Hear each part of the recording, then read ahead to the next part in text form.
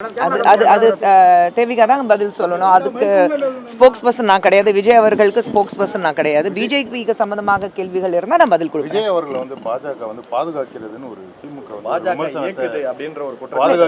திமுக வந்து அவங்களுக்கு பயம் வந்துச்சுன்னா யார் வேணாலும் அவங்க வந்து ஒரு குற்றம் சாட்டுவாங்க.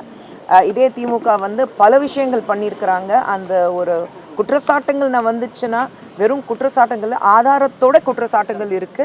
இது எல்லாத்துக்கும் பதில் திமுக கிட்டேயும் இல்லை, மாண்புமிகு முதலமைச்சர் ஸ்டாலின் அவர்கள் கிட்டேயும் இல்லை. ஏன் இது நடந்தது, ஏன் இப்படி ஆச்சு, ஏன் அப்படி ஒரு கேள்வி வந்தாலே அவருக்கு வந்து காதில் பஞ்சு வச்சுட்டு உட்காந்துடுறாரு. அவருக்கு எதுவுமே கேட்கறது இல்லை, கண்ணால் பார்க்கறது இல்லை. அப்படியே ஒரு மியூட் மோட்ல போயிடுறாரு.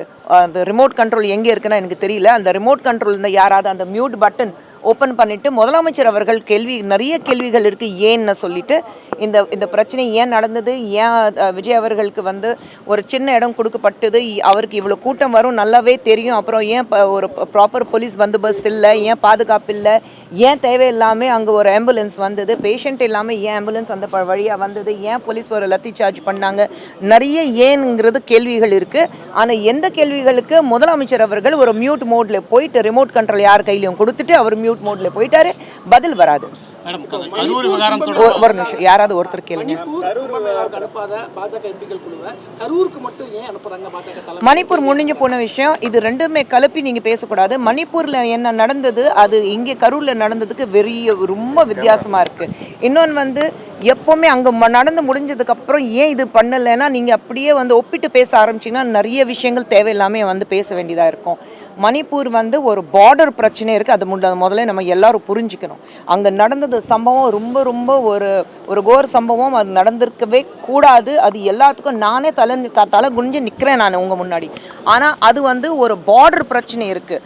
கரூரில் நடந்த பார்டர் பிரச்சனை கிடையாது. தயவு செஞ்சு இது ரெண்டுமே ஒப்பிட்டு யாராவது பேசினாங்கன்னா தேவையில்லாத பிரச்சனைகள் கிரியேட் பண்ணுறதுக்காக தான், இல்லை தனக்குன்னு ஒரு சாதகமாக ஒரு விஷயம் இருக்கணும், நான் ரொம்ப புத்திசாலி அதனால தான் ரெண்டு ஒப்பிட்டு பேசுவேன்னா தன்னுடைய புத்திசாலித்தனத்தை காட்டாமல் தன்னுடைய முட்டாள்தனத்தை காட்டுறதோ இது நான் எடுத்துப்பேன்.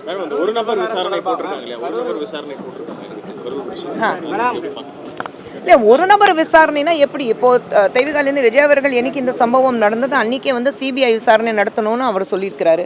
ஆனால் ஸ்டேட் கவர்மெண்ட் என்ன பண்ணியிருக்கு, எஸ்ஐடி தான் போட்டிருக்கீங்க.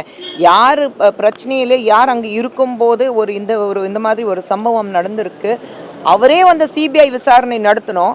ஆனால் ஸ்டேட் கவர்மெண்ட் சிபிஐ வேண்டாம், நான் எஸ்ஐடி தான் போடுவேன்னா அது எனக்கு புரியல. மறுபடியும் அந்த கேள்வி தான் முதலமைச்சர் அவர்களுக்கு, ஏன் நீங்கள் சிபிஐ விசாரணையிலேருந்து ஏன் பின் வாங்குறீங்கன்னு எனக்கு புரியல.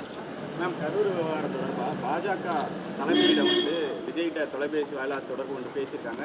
2026 திமுக வீழ்த்தணும்னா நீங்க என்டிஏ கூட்டணிக்கு வாங்க அப்படின்ற மாதிரி அழைப்பு விடுத்த மாதிரி யார் சொல்லியிருக்கிறாங்க? இல்லை, யார் அந்த இல்லை, இது அதுதான் சொல்கிறேன். இந்த மாதிரி எல்லாரும் கேமரா முன்னாடி இந்த யூடியூபர்ஸோ இல்லை அது ரெண்டாவது விஷயம். ஆனால் இதில் வந்து உண்மை இருந்தால் தான் வர வைக்க வேண்டாம்னா அது ரெண்டாவது.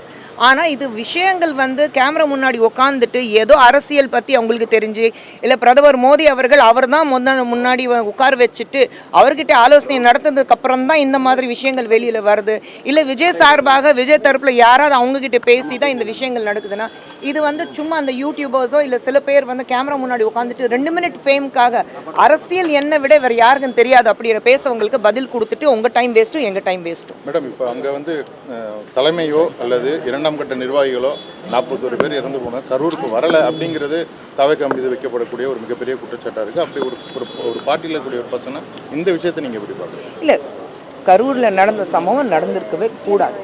அது கண்டிப்பாக 41 உயிர் வந்து எழுந்திருக்கும் போயிருக்குன்னா அந்த குடும்பத்தில் இருக்கிறவங்கள நினச்சிப்பாங்க. ஒரு தந்தையோ மகனோ கணவனோ தம்பியோ அண்ணனோ எந்த ஒரு நண்பனோ நீங்கள் எல்லா வகையிலும் பார்த்தீங்கன்னா யாருக்கும் வந்து ஒரு விஷயம் நடந்திருக்குன்னா அது நம்ம பக்கத்து வீட்லேயே நடந்தாலே நமக்கு வந்து எவ்வளோ பெரிய எதிரி இருந்தாலும் மனசு பதறி போகும். அப்படி இருக்கும்போது 41 பேர் உயிர் இழந்திருக்காங்கன்னா நிச்சயமாக வந்து அது ஏற்றுக்கவே முடியாது. ஆனால் இதுக்கு ஒரு மிகப்பெரிய விசாரணை நடத்தணும். விஜய் அவர்கள் ஏற்கனவே அதுக்கு மன்னிப்பு கேட்டிருக்காரு. அங்கே போனால் என்ன நடக்கும் அதுவும் ஒன்று இருக்குது. நான் எல்லாமே வந்து ஒரு 2 மினிட் இன்ஸ்டன்ட் நூடுல் மாதிரி இதுக்கு ஒரு சொல்யூஷன் இருக்கணும்னு யாருமே எதிர்பார்க்கக்கூடாது. இது வந்து நிச்சயமாக ஒரு மிகப்பெரிய கம்ப்ளீட் இன்வெஸ்டிகேஷன் நடத்தினதுக்கு அப்புறம் தான், விசாரணை நடத்தினதுக்கு அப்புறம் தான் இது பற்றி நம்மளால பேச முடியும். நடந்திருக்க கூடாது, அது நடந்திருக்காங்க. மேடம், நீதிமன்றம் வந்து விஜய்க்கு வந்து தலைமை பண்பே இல்லைன்னு சொல்லிட்டு நீங்கள் எப்படி பார்க்குறீங்க? விஜய் தானே பதில் சொல்லணும், அவருக்கு ஸ்போக்ஸ் பர்சன் நான் இல்லைங்க. விஜய் கிட்ட இதுக்கு பதில் வாங்கிக்கிறேன். தேங்க்யூ.